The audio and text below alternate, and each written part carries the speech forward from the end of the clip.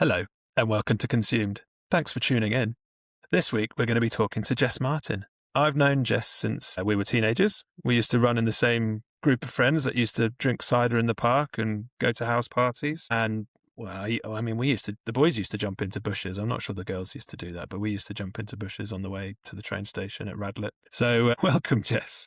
Welcome to the show. How are you doing? I'm super, Alex. Thank you so much for happening. I am a huge fan of the show. I tune in every week. That is why I asked you on, because you were so pleased when I first made it that I just thought, wow, I've got to get you on. I'm so pleased. So what has been consuming you? I sound like some kind of psychiatrist or something. Yeah, you do actually. Yeah. Therapist. I'm gonna keep it light, to be honest, That's Alex. What has been consuming me this week? Mainly Ted Lasso, actually. We've gone in for another run of it. So this is your second time round? This is the second time round, and I am not a rewatcher at all. I think it's a massive waste of time. And my sister has watched Ted Lasso 3 times, and I laughed at her massively about it. But it's just so joyful and lovely that when life is a bit like meh, it's just.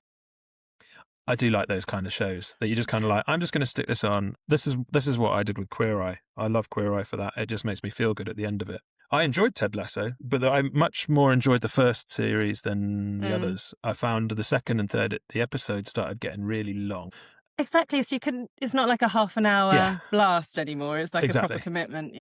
Yeah, it was so much better when it was just kind of like, got half an hour, have some fun laughs. And it was quite funny as well. Mm-hmm. And then some of the jokes just weren't quite as good. And it just got a bit bloated and a little bit schmaltzy. Well, the problem was they tried to develop the storyline. They should have just stuck with the lols, and then we all would have been happy. Yeah, exactly. But it is a good show, though. I did enjoy it. Yeah, it is. And also because I had a bit of because I obviously really fancied Roy Kent during it and Brett Goldstein, and so I had a bit of a Goldstein deep dive afterwards. And he wrote Shrinking.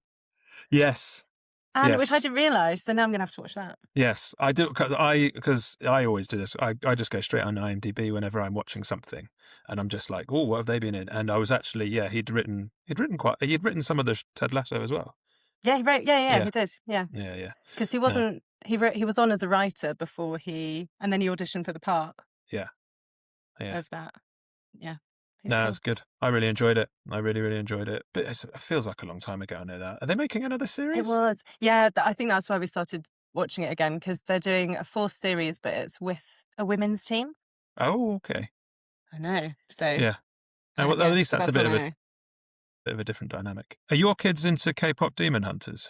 Right. So I am so tight with screen time with our kids, right? We don't have a telly. They don't know that we get out the laptop at night and sit there and binge watch stuff. So they're allowed an hour a week only on a Saturday, and it can only be Junior Bake Off. Wow. I'm pleased you're not my mum, is what I would say. That wouldn't work. Honestly, when I was a kid, my mum's probably going to listen to this as well.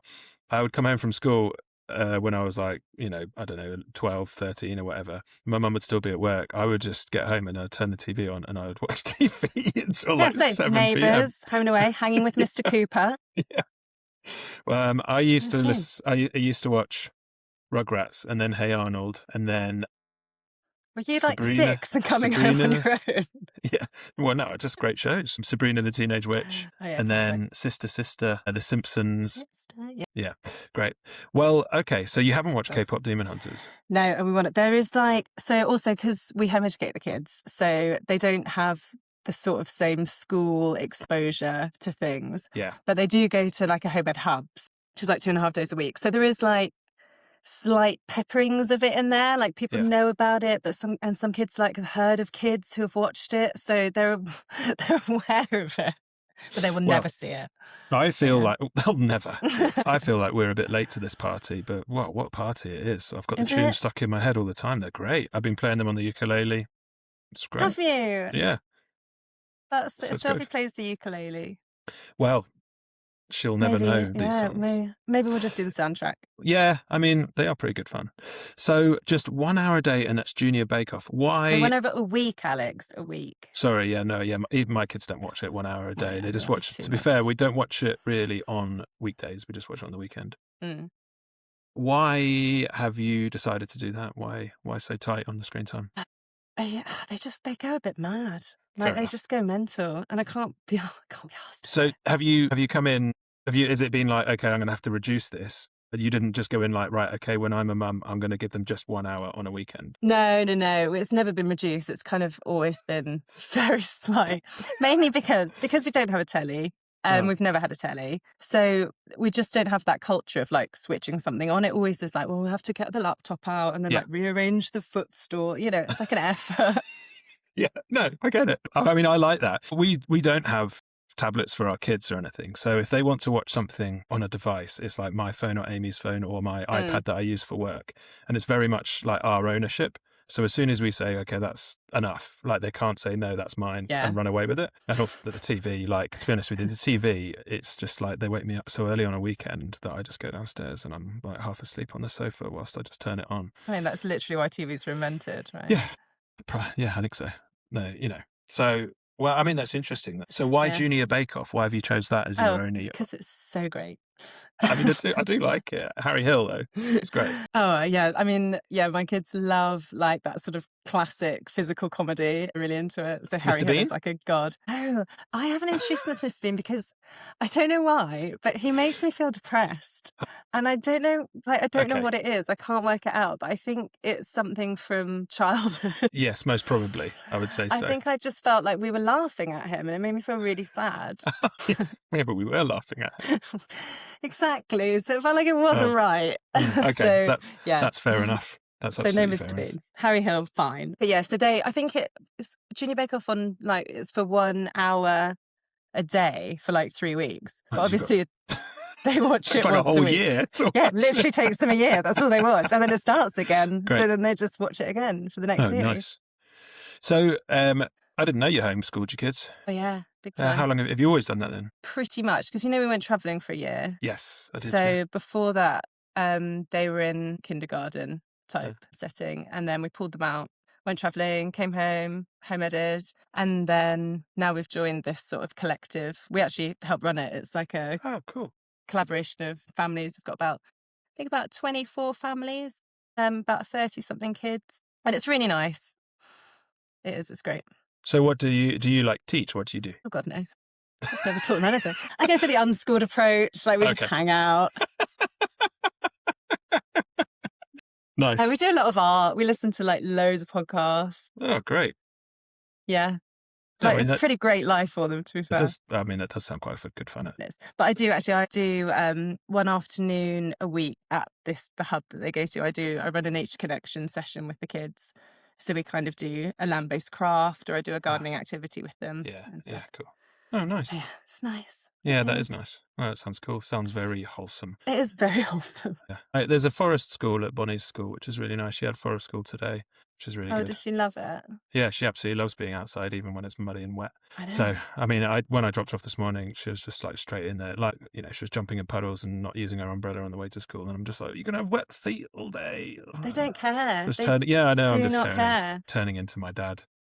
There is, I think, and what I find on a Thursday is there's this really thin line between allowing kids to, have a wonderful time and, to experience nature and experience how great it feels to jump in puddles, and then like chaos and like total anarchy where they just like lose it and it's just all too much. Yeah. And so it's like treading that line. It is. I don't know, I find sometimes you just got to let them just do it. Otherwise, you find you're just like going to meet so much resistance. And you're just saying no the whole time, which is so dull. Exactly. So dull for everyone. So dry. Yeah, it is for everybody involved. Cool. Well, that's parenting. We can tick that off. Yeah, done. Tell me more. We have actually. Oh, sorry. No. You go. I was going to say we did show the kids some of the Winter Olympics the other day. Yes, because I wanted them to see some of the like mad stuff that they've never seen before. Yeah. Like ski jumping. Yes. Did you hear about this story about men that were injecting their penises with hydraulic acid? No. I could tell by your face that was a no. So when they were being measured for their suits, they would inject their penises with hydraulic acid because it's not a banned substance and it would increase the size of their penises. So then when they're in competition and their penis is a normal size, there is like a flappy piece of fabric which creates more drag, which means they'll be able to jump further. I feel like, was there not something else they could inject that would have had the same effect? Well, yeah, maybe. But yeah, I mean, crazy story though. That is wild. So did you see any flappy fabric when you were watching the ski I jumping? saw a bit, yeah. No, we're watching the women's, so Mm, fair I enough. don't, yeah. Yeah. And But it's that was nuts. very cool. I did see a little Nuts. bit of that as well, and I thought, yeah, nuts. The men's were nuts, yeah. I was just thinking, like, how do you get into that? How do you get into ski jumping? Like, Okay, like, this is why I watched it with the kids, because I'm hoping that one of them is like, this is my sport, like this is it. Mhm. And because how else do you get into it? It has to be watching it on the Winter Olympics, right? And then yeah, I guess so. I didn't know as well. I just thought when I watched it, it was just all about distance. But actually, it turns out it's also style about points, style. Alex. Yeah, style. Absolutely. I Can't forget about know. the style points. But like, I don't know how you judge that because everybody's pretty much perfect. Oh, no. Not if you'd like drop a ski.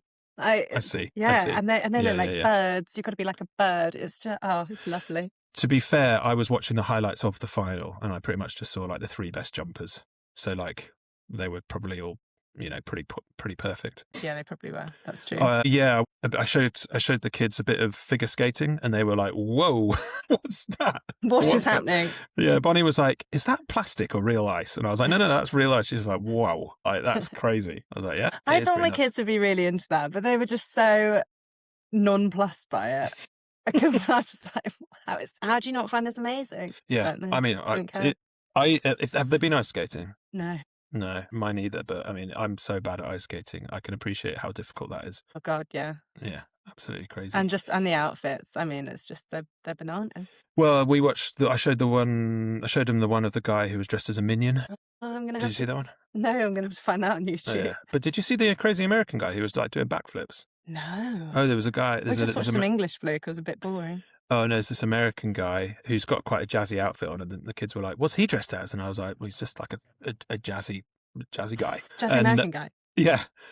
So he landed the first backflip since the 1970s at the Olympics or something. Stop it. Yeah, and then I saw him do another one earlier, and he landed on one leg. He did just like this huge flip and just landed, not a leg, one skate.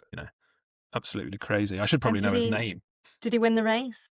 I believe he won. I feel like I should say his name, just because that would be nice of me. He's got a name I cannot pronounce. Can you read that? Yeah. Iliam. Yeah. Would it be? God. Would it be Spanish? Like Ilya Malinin. Ilya Malinin. I'm so sorry. I'm sorry, Ilya. Yeah. So actually what I want to know is because when I saw you in the summer, I was like, how was your trip? You were like, that was ages ago. And I was like, yeah, I know, but I haven't seen you. So how was your trip? It was great. Like, so for the listeners who don't know that you went on a trip, can you explain what you did? I can. So when was it? 2 years ago? We got the kids. Gray, my partner, took the year off work. We got a van. We found someone to look after our dog. And we got in a van and we drove around Europe for a year. So we started off we went to Scandinavia because we left in July. So we took the summer to go around Scandinavia. Turns out you can't get very far with kids because everything takes so much longer. Surprise, surprise. So we didn't get as far as Norway, which we had hoped. So we spent a lot of time in Denmark and Sweden. Then we came down, we went to Hungary where we stayed on a farm with a family. And they were really amazing. They had a herd of cow and they bought this raw land and like built their houses out of straw bales and clay, and they were very cool. And then because of Brexit, we then had to get out of the Schengen zone. So we went to Bosnia, Montenegro and Albania for 3 months. Then we were in Italy for 3 months. And then we were in Ireland for about a month and a half. And then we went to Morocco as an end of trip holiday. Did you fly to Morocco? We did. Yeah. And actually, so we gave up flying. Gray and I decided for environmental reasons, this is about 5 years ago, that we would not fly again unless it was for a friend's wedding. But then we were like, well, we kind of working out a trip. We were like, we can't get to Morocco without a plane. Like we could, but we'd have to go through Spain. But we're not allowed in Spain because we had to be out of the Schengen. So we had to fly. Well, I mean, it's only one flight in a very long trip. Well, that's true. True. Great. Nice. And where's your favourite place? I loved Bosnia. Like really, really loved it. It was so beautiful, so green. Everyone was really cool. The history is obviously like heartbreaking and absolutely devastating. And it was just, I just loved it. And I thought Sweden was actually one of my favorite places. So we were swimming in the sea the whole time. We were like going for saunas and then like diving in a lake. And but then when we got further south, we got to Italy, realized how like Northern Europeans do not seem to like children at all. Like the kids are always a bit of a, and like even their own kids are always a bit kind of annoying. Whereas in Italy and Albania, we had people chase us down the street to give our children fruit and sweets. And like in the Balkans, it's really good luck to touch a blonde kid on the head. And my son is like white blonde. And so people, like all these old men especially, who'd be walking down the street and everyone was just touching him on the head all the time. But oh, Woof woof. that's one of the dogs. But yeah, so I loved Bosnia and and just Sweden. Yeah, probably I realized that Northern Europe wasn't quite as great as I thought it was initially. Did the kids enjoy it? They did. It was very hard for them to be ripped out of everything they knew and taken away from their beloved dog, and they didn't see many family members and no friends for a year. Cass would wake up in the morning and because we'd be in the van, so the van was very constant for them. But he'd wake up and he'd go, "Where are we today?" They just had no sense of like continuity. It was quite sad actually. So everyone was very pleased to be back.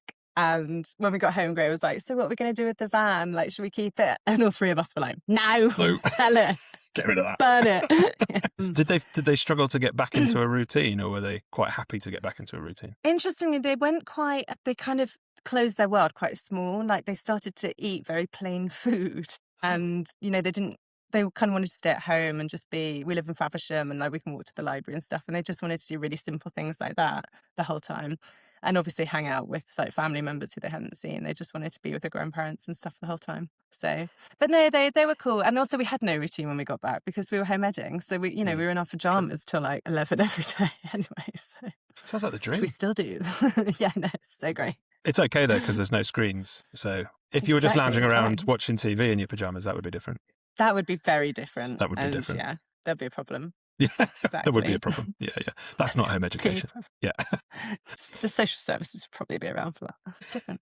Nice. So I asked you to prepare a question, actually. So what I was going to ask you was, if you were on a game show, what would your specialist subject be? I thought about this, Alex, and it really did shine a light on my inadequacies. Is that what your specialist subject is?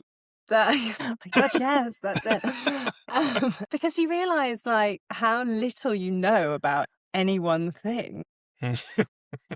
And my sister-in-law was actually on Mastermind just before Christmas. Really? I know. And her specialist subject, what a coincidence. Her specialist subject was the films of Kirsten Dunst. Oh, that is great. Yeah.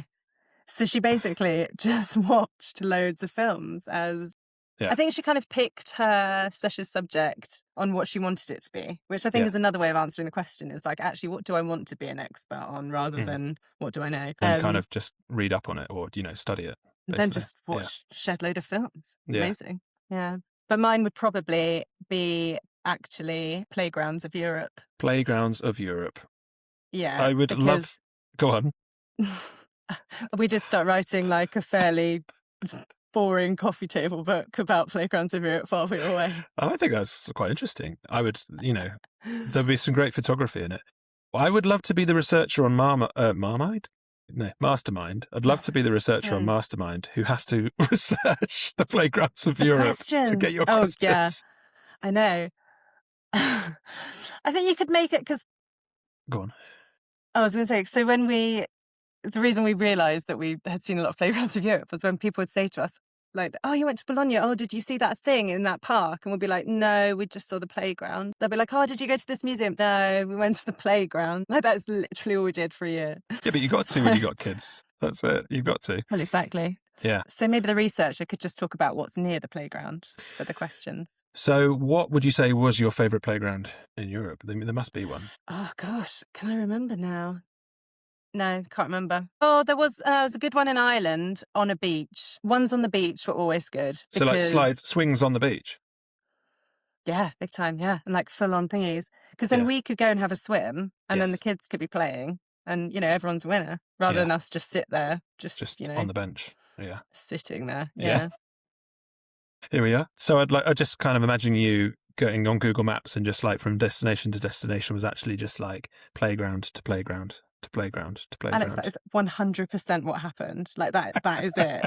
And I got to the point where I just couldn't do it anymore. I was like, I cannot look for another playground. Like, I'm not doing it. So then Gray took over the task, and he's very good at it. But then he'd also, you know, it was like extra points if there was like a bougie coffee shop near the playground, or extra points if it was a beach and we could go for a swim and stuff like that. So we made it fun. Yeah, no, well, the thing is though, like I bloody live for planning my family holidays. This is just so much fun to just, you know, I was just on Pinterest the other day. I was just basically searching Brittany and France just to look at pictures because it was so grey and miserable outside. God, I was just you love Pinterest. I feel like I should add you so I can see all your boards. Yeah, I mean, they're not that exciting. A lot of the time I'm just searching, looking at pictures. But yeah, I just it's just exciting going on family holidays. And so get to do one for a whole year is pretty mega. Yeah, I think it wasn't a holiday though. Because it's a whole year. Well, and also you're living your normal life. And a lot of the time we're just like, oh, quick, where's the supermarket? We need dinner. Yeah. You know, it was like normal stuff, but just somewhere that you don't actually know. Yeah, just kind of making it more challenging. Yeah, exactly. It was great. You know, I would recommend it to anyone. A kid's relationship is lovely, probably because of it. They got to see their dad every day, which, you know, doesn't often happen. So it was lovely. It was. Yeah, nice. If you were on a desert island, which dessert would you eat first? Alex, I'm not a pudding person. That's fine. What would you do then in that situation? I would probably have a date and some peanut butter. A date, sorry. Is that what you said? Date. I like a date dipped in peanut butter. Yeah, I actually really like that. Have you tried a date with blue cheese? No, that's disgusting. No, it's not. Is it? I don't like blue cheese. It scares me. Because of veins. Well, I was vegan for a really long time and now I'm definitely not. But it's like that is still a step too far. Okay. That and like a steak. I'm never going to get there. Never. Yeah. Like I can have like a tiny bit of a sausage, but yeah, I'm not having blue cheese in my delicious steak. So if you're not vegan anymore, do you eat meat or are you just like a vegetarian? No, I do eat a bit of meat. We have like bone broth and that kind of stuff. The kids eat meat. They eat like sausages and stuff, but I'm still... Were you vegan when you were in the van? No, I mean, you could not have been. That would have been impossible. Sometimes when you're in Europe, it's almost so hard to eat anything that's not meat and cheese. Definitely. Actually, because I'm really kind of a snob about food. We only eat organic food. It's because like I'm a gardener, I grow, I know what kind of stuff they put in the earth. Like I don't want my family eating that. So we only eat organic food. And when as soon as we got kind of towards the east part of Europe, you stop being able to get like organic milk in the supermarkets. And I was like, oh my God. I basically had a slight breakdown, a bit of a freak out about it. It took me a couple of weeks to really, you know, sort myself out, Alex, and stop being such an idiot. So did you have the non-organic milk? We did. Okay. We did. And because usually the kids have raw milk. Oh, right. Okay. Do you get that locally? No, I used to, but then it closed down. So now I get it sent from Cheshire. Oh, just think about the miles on that. There's nowhere closer to Kent than Cheshire. No, I know the farm and I know the people, so that's why. I used to go. That's where Erling Haaland gets his milk, isn't it? Who's that? He plays football for Manchester ESC. Oh, does he? Oh, maybe he does. He's a big Norwegian guy. He drinks raw milk, so now a lot of kids are drinking raw milk because he does. It is better. Sylvie cured her cavity by drinking raw milk. Interesting. Anecdotally. The dentist laughed at me when I told her that. What did the dentist say? I was like, she was like, yeah, I swear. She was like, no. I've got a picture of Erling Haaland here, actually, because he scored a goal against Liverpool on the weekend. Let me just have a little look. So you can tell he drinks raw milk. This isn't going to be good for the podcast people. But... Oh, yeah, he is a raw milk drinker. Look at him. Yeah, everyone will have to just Google Erling Haaland screaming, and then they'll see that picture. Bovine. Yes, absolute bovine. So anyway, in terms of consumption, we've got that you've been watching Ted Lasso. Yes. And we're half an hour in, 28 minutes in. So you get the laptop out when the kids go to bed. How long do you watch for? Because I probably only really have like 45 minutes to an hour a day of watching stuff. Well, do you watch everything every day? Week. Just the weekend? Yeah, so Friday and Saturday. So we then stay up really late because instead of, peppering it through the week, binge. like normal human beings, we stay up until 2 a.m. watching a load of crap. Because that's balance, Alex. Yeah. So, but yeah, that's all we're really watching at the moment. We like to listen. Go on, sorry, I was going to say, it doesn't have to be watching. It can be anything. Well, we listen to The Rest is Politics while we're cleaning the kitchen. We've started to do that in the last sort of month, and that has been very enjoyable. I have never listened to that. Is it good? Yeah, it really is. Alistair Campbell is kind of great. Like, really, really bad. Like, I don't know, it's just, he's idealistic and he's sweet, and I'm into it. Do they explain what's going on in politics now? Or do they chat? Okay, right, fine. No, it's all about now. But then they also make references, like he makes a lot of references back to New Labour and stuff like that, which is really interesting from a historical point of view.